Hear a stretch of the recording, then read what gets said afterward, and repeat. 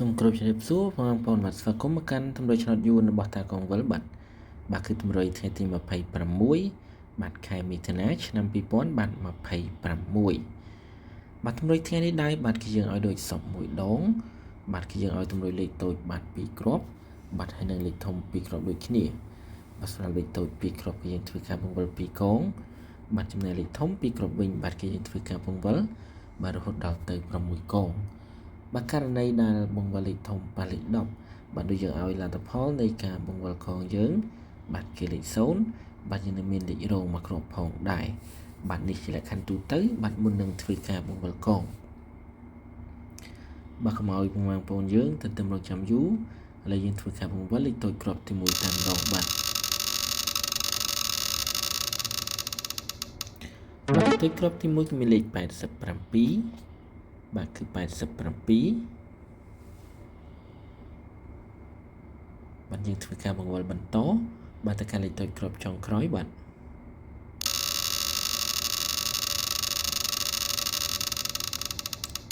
បាទលេខតូចគ្រាប់ចុងក្រោយគឺមានលេខ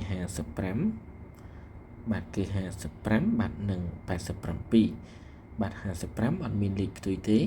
បាទអាចឡើងមួយលេខមកបាទ56បាទនឹងទម្លាក់ចុះមួយលេខបាទ54បាទចំណែក87បាទគឺមានលេខផ្ទុយគឺ78បាទសម្រាប់ទម្រង់ក្បាលអូសបាទគឺក្បាល50បាទនិងក្បាល8បាទបងប្អូនយើងអាចរើសយកទៅចាក់បានបាទតាមម៉ោងតាមប៉ុស្តិ៍ដែលបងប្អូនយើងឆ្លាញ់ពេញចិត្តបានបាទឥឡូវយើងកើនបាទ1ម៉ោងទៀតហើយ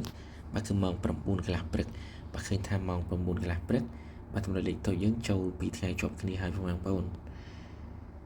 បាទឥឡូវយើងរៀបចំធ្វើការបង្វិលលេខធំវិញម្ដងបាទកងទី1សម្រាប់លេខធំគ្រាប់ទី1បាទចាប់ផ្ដើមបង្វិលបាទកងទី1គឺមានលេខ5បាទគឺលេខ5បាទយើងធ្វើការបង្វិលបន្តបាទទៅកាន់កងទី2បាទជាបន្តទៀត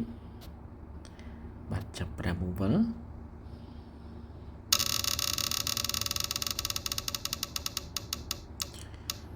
បាទកងទី2គឺមានលេខ2បាទគឺលេខ2ឥ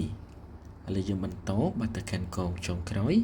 បាទសម្រាប់លេខធំគ្រាប់ទី1បាទចាប់ផ្ដើមបង្វិល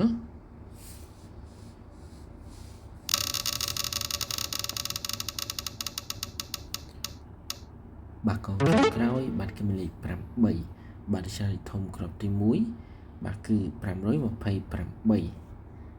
បាទ528បាទយើងធ្វើការបង្វិលបន្តទៅកាន់កងទី1បាទសម្រាប់លេខធំគ្រាប់ទី2ជាបន្តទៀត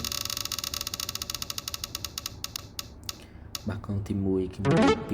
2បាទគឺលេខ2បាទយើងធ្វើការបង្វិលបន្ត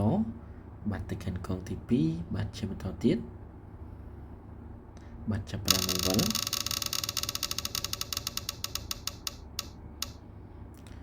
កងទី2គឺមានលេខ1បាទគឺលេខ1ឥឡូវយើងបន្តបាទទៅកាន់កងចុងក្រោយបាទសម្រាប់លេខធំគ្រាប់ទី2បាទក៏ដូចកងចុងក្រោយបាទសម្រាប់ទម្រង់ថ្ងៃទី26នេះផងដែរបាទ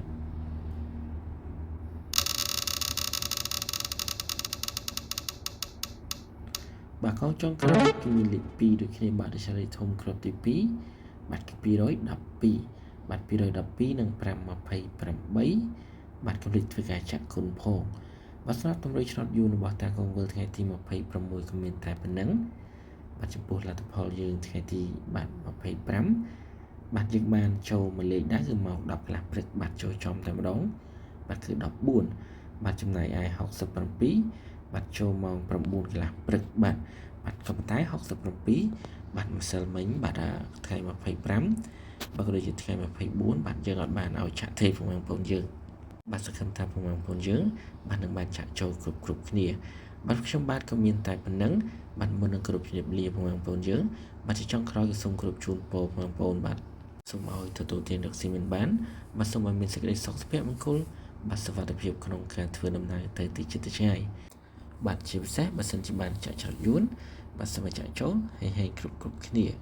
បាទពីតាកងវិលសូមអរគុណបាទសូមគោរពជំរាបលា